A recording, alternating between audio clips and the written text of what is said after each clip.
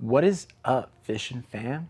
It's your boy Luis, or that boy Segoy on the gram. Today, I'm gonna be talking about this bait. It's kind of been under the radar. I've been absolutely crushing it with, and that is the Lates Feeding Woofer.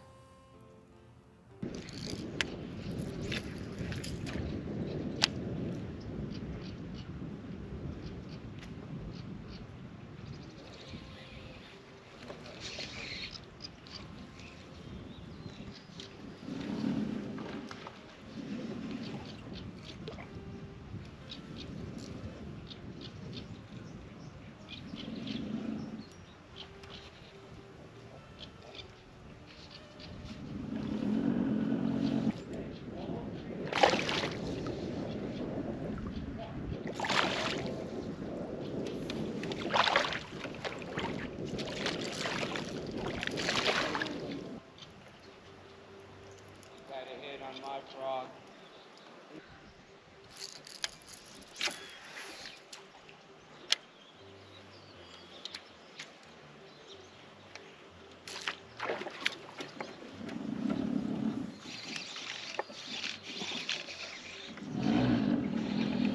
What? That was crazy.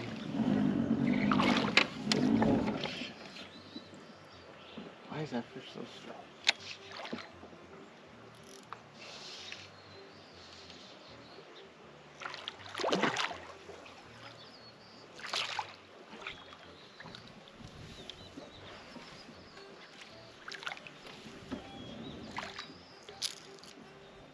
Oh my God.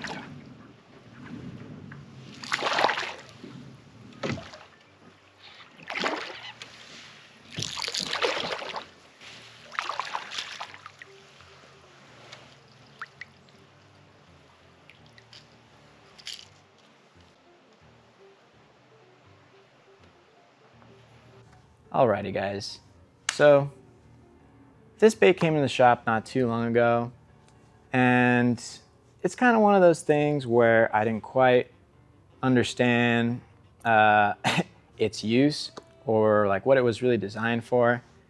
So what did I do? Took it out, tried to figure it out myself, and honestly, this bait's been producing me some good fish and got me some bites. Some subsurface and topwater bites, kind of when the fish wouldn't commit to other baits that were actual wake baits or baits similar but were sitting on the surface too. So this bait I feel like has a lot of game where the fish are not quite committed to the top water, or like in these transitions, right, where they're kind of moving off or on to that topwater bite. So the bait comes in at 120 millimeters, 5/8 of an ounce. So good little, like that mid-size, that mid-weight. So you can kind of throw this on, you know, you don't really need any special gear. It's kind of if you just have like a crankbait rod or like a jerkbait rod, something like that. And then the weight, you know, too, is kind of right there in a good spot. So you don't really need too heavy a gear or anything like that for this bait. I would just suggest some kind of like a glass or like, you know, a rod that has a little bit of a give to it. So some kind of a reaction rod. So when I'm chucking this bait, I'm kind of just picking a lane, picking a piece of structure, and I'll kind of pull it along, right? And the fish will eat this bait in a lot of different ways, right? So I've caught them, like, just looking at the packaging, I don't read Japanese, right? I'm just going off pictures and stuff. And you kind of see like, I don't know if you can kind of see, but it's got like this little squiggly with the fish coming up. So I'm like, well, maybe that means, you know, you work the bait down and then the bait kind of rises and has a little bit of its own action, which is ended up being how I was getting my most explosive bites, was kind of just burning the bait down and then kind of giving it like a little twitch or two, letting it, you know, on these twitches, this bait gets a lot of flash, right? So I just kind of twitch, and then somewhere in the cast, I'll kind of mix it up and you give it a long pause and that bait will just kind of roll and come up to the surface like that. So, I mean, I've definitely fished the bait where I'm just working that action, right? Where I'm just bringing it down and letting it come back up and then bringing it down and then letting it roll back up. And sometimes they've been really keyed in on that, right? Where like all my bites are coming on that. So I'm not wasting any other time or wasting my time throwing it in another cadence or, you know, another way like that. So you can really, it's kind of nice because you can kind of fine tune the bite, right? This bait kind of does different things. Even like burning, right? I've caught some doing that because this bait just has a lot of flash on the roll, right? So it's got a lot of flash, right? And then a lot of the patterns too kind of reflect that. They know what the bait's doing, right? So these patterns are like very reflective or have a lot of shine and flash to them. So that's kind of another thing that helped me figure out that bite, was like, oh, like let that bait do its rolling, let that bait flash. All right, so then kind of just like a jerk bait too is another way I've gotten bit on it. Kind of just, you know, bringing it through the column like that. Like I said, you just kind of mix it up and usually they're gonna eat it one of those ways. Seeing that first time where I worked it down and it came up, and right behind it, like you see, boop, as soon as this head comes up, the fish just follows it up and smokes it right at the top. And it was just like one of those aha moments, you know, you get when you're like, oh, that's it. There you go. That's how it's supposed to be worked. You saw it do what it was supposed to do. So, especially when you see a bait work like it's supposed to, it makes me have like a lot of faith in it. Like, oh, it does exactly what it says. So perfect. I didn't do hardly much to this bait. Just a little thing I did here, right? So they were really keyed in onto that rising. So I put this little weight in the back end here, right behind the fixed weight. So it just kind of slowed that rise up a little bit, right? Made it come up just a little bit slower.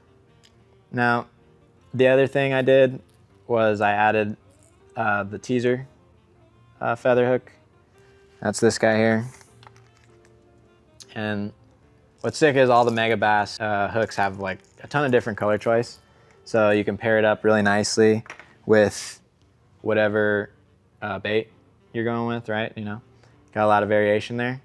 And I mean, everybody kind of knows the walking bait, a jerk bait, that feather is good for adding a little bit of movement even when you're stopping the input of the bait, right? So like a jerk bait, like I said, you know, very similar to this. You know, you can kind of work it similar. Bringing it through, all that rolling, you're getting a little bit more whoosh, whoosh on the rear end there. When you stop it, you know, you got that little bit of the flare as it's coming up, or I'm sorry, as it's coming up like this, because this bait really does rise head first, which is, like I was saying, really unique to this bait. And then anytime you stop it, right, it's just the feather's just gonna be moving. So with a bait that I mix in a lot of pauses with, the feathered hook just totally makes sense, right? So I kind of like throwing the bait like this now that I've gotten a lot of bites. The majority of the bites and catches I think I got on were on the Gladiator Ante, the Engrave. This guy's really dope for a lot of this reaction that you need a little bit of input for. So just got a little bit more of a tip to it. I like this rod a lot for those types of things, and more or less just it's got a lot of power still behind it, even though it still collapses quite a bit when that fish, you get that hookup. So those two things I'm looking for in a rod for this kind of a bait. The Flatside special would be a good option on the little bit more budget friendly, as well as like a jerkbait special, just to give you guys some other options out there. And then I had it paired with Rhodium, just a 7 or 8 speed reel, something to pick up that line and be able to work that bait pretty good. Honestly, a lot of times I had the fish eat it pretty aggressively, or while I was moving it, so I needed that little bit of speed sometimes just to pick up that line and catch up with these fish. So that was the Lates Feeding Woofer.